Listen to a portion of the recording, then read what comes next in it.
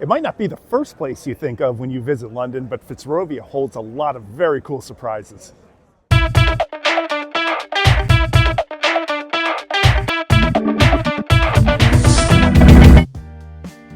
Unlike most of central London, Fitzrovia has a calm and comforting vibe with its residential feel and an outstanding restaurant scene. Today I'll take you to some hot spots, tell you a little history, and if you stay to the end, I'll tell you the Fitzrovia pub and the Fitzrovia restaurant that you cannot miss. Let's start the show with a little bit of a morning jolt. This is probably the oddest coffee house in all of London.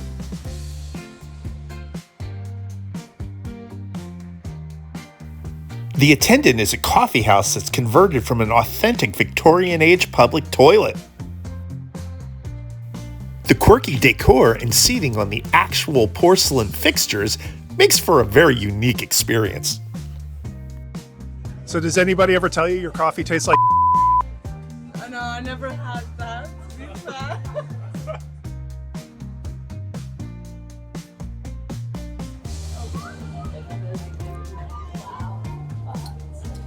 Yeah, it's good. It doesn't taste.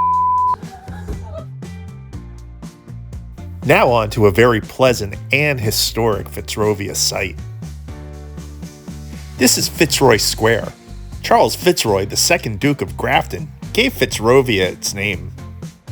His descendant Charles Fitzroy was the first Baron of Southampton.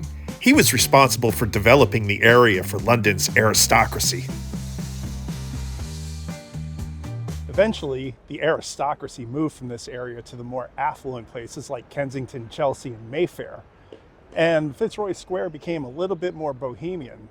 That's in evidence right behind me. This is the flat that was owned by Virginia Woolf and George Bernard Shaw. Other notable residents include former Prime Minister Lord Salisbury, Spandau Ballet's guitarist Gary Kemp, painter James Whistler, and it's also the home of the Rugby League International Federation headquarters. In the 70s, the square was made into a pedestrian area, but the private residential garden remains. Today, it's a popular midday hangout with students from nearby University College London. One of the few reasons that you would want to go to Oxford Street is there's a handful of venues that you just cannot tell the story of London's music scene without. The Marquee, the Rainbow Theatre, and the Blitz Club. But the 100 Club is one of the few that's still going strong. Paul McCartney and the Stones have played secret shows here, and owner Jeff Horton provided a stage to African and Caribbean bands whose clubs were closed because of the Brixton riots. But the club really made its name as London's premier punk venue. Every important band from the Pistols to the Jam played on this very stage. I even got to see a show here featuring Sex Pistols bassist Glenn Matlock and Blondie drummer Clem Burke. Speaking of London music history, there's a hidden gem just a short walk away from Fitzroy Square.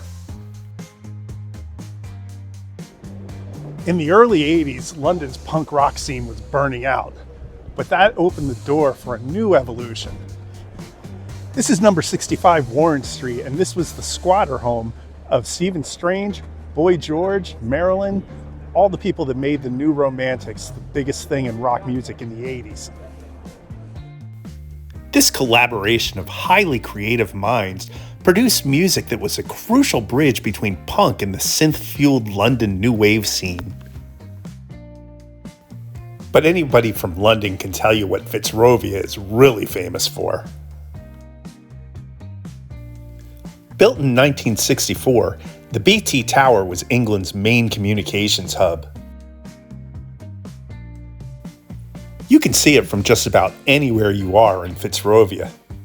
Although most of the broadcasting equipment has been replaced by underground fiber optics, the tower is still in operation. The tower used to be open to the public. In fact, there was a revolving restaurant that was just spectacular in the view. But in 1971, there was an IRA bombing. Now, the tower is open only once a year, and you have to win a lottery to get up there, but it's apparently very spectacular. The good news is, in February of 2024, the tower was purchased and will be converted into a luxury hotel.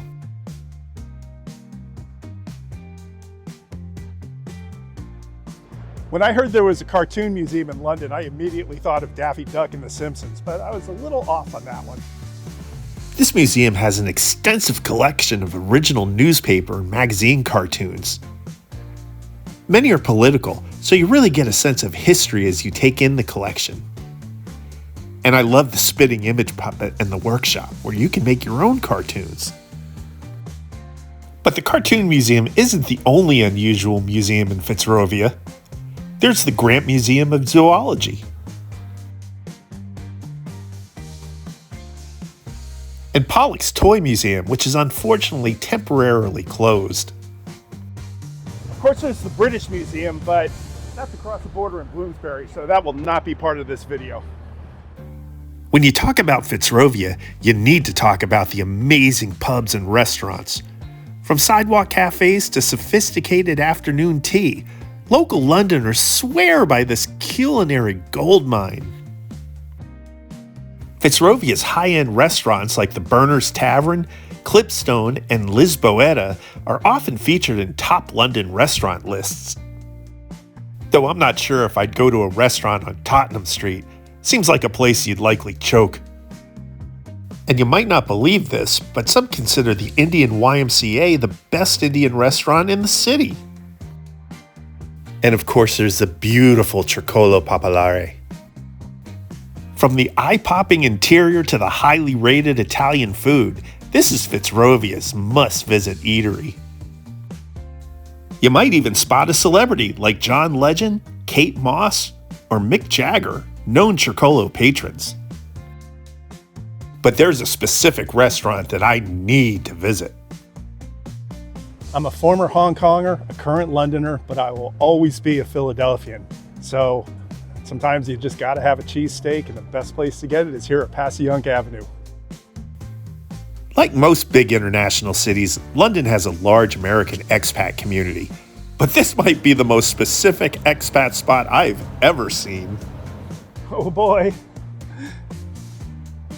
Thank you. Looks great.